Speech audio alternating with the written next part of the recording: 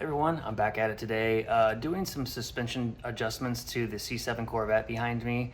There's a few tips that I'm going to show you guys for anybody that has a C5 through C7 with the adjustable lowering blocks. A few things you should know about before and maybe after you lower your car. So let's get into it. Before you start your lowering process, make sure you get a static ride height. So you basically just want to measure from the top of the fender well down to the ground. Of course, make sure that you have a level surface that you're doing this on. And then also take a measurement to notice the from the top of the tire to the top of the fender well. First off, if you're going to lower your car, make sure to invest in some of these blocks for lifting and jacking the car, just a jack block. You can buy them in a set of 4. They just go underneath the frame rail so that your jack can actually lift up the car without actually damaging anything, which you can see, hopefully you can see that in there. Okay, once the tire is off, the lowering block or bolt adjuster is actually right there. You can see it. And it has a little, let me get my light situated here for you. It has a little mark already on them most of the time. If they don't, draw a line directly across the top of it, just like an arrow for you, and then mark one side of it so you can actually keep a track of the rotations that you do. Typically 3 rotations is about 1/4 of an inch. So be mindful of that when you're doing this. If you take it out, it's gonna basically drop the vehicle. If you take it in, it's gonna raise the vehicle back up. Okay, so after you lower the car back down, don't check the measurement then. Actually go to the other side in the front or the back, whichever side you're doing first, the front or the back. I would recommend starting with one or the other, gain it complete, then moving to the other. So if you're starting in the front, do both sides and then go to the back.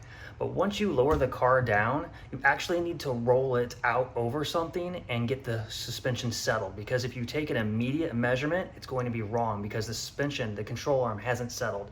So you need to move the car to do that. So my garage has a little lip on it, so I just pull the car out and then back in a couple of times just to settle it and then take measurements. And then if I have to readjust, then guess what? Got to take the tires back off, readjust a few turns on each side equally, lower the car back down, and go back through that same process. Again, I would start on the front. Once you got that set and you're at the ride height that you want, then go to the back, or vice versa. Okay, I have my adjusting done, my driving in and out to settle the suspension, and as you can see, I'm right at 26.5 inches on the driver's side, and if we go to the passenger side, right at 26.5 as well. So front end is done. I'm going to move to the back. So originally this car was lowered all the way down on the blocks. I was actually raising it back up to give it a little bit more clearance, and then also not to tear up the front tires, which I'm going to show you in a bit. That if you lower these cars all the way down, the tires get tore up really bad, and I'm talking quick. Within about 3,000 to 4,000 miles, you're going to chew these tires up into a dangerous situation. I'll show you here in a second. All right, so this is what I was talking about. This is damage to the tire from lowering it all the way down. You can see the line here on this tire, like it was down all the way on the blocks for about 3,000 miles. And there's some areas where it actually hit the belts here too as well. Not a good thing. What happens when you lower these cars, it changes the camber so much that the tire is actually inside like that. And so whenever you get just that camber back out, it's gonna bring it straight for you. So you don't get this happening. So if you're gonna lower your Vette, boy, make sure you get that camber adjusted. Tomorrow I'm actually taking the car in. I got new tires ordered. We're gonna get the camber set on it.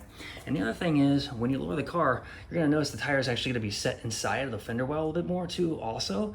So if you lower the car down and you get that camber fixed, it's gonna bring that tire back out to the edge of that fender really nice and tucked for you. So it'll be a good look overall and a good investment for you in the long run. Okay, so I'm on the back, and as you can tell here, same scenario. Got my jack puck on there. Also, there is the bolt way down there. Can you see him? No, I can't get it up. There it is. And I got the one side marked. You probably can't tell from here, but there is a line in it, and there's a mark on the very top of it, so I can tell exactly how many times I'm spinning it around. So, same situation. But for this one, instead of using a wrench, and I don't think I mentioned this before, But this is a 10mm, and I'm actually, for this one, using a extension with a swivel and socket, and yes, I tape my swivels up to keep them from moving around, which is pretty nice.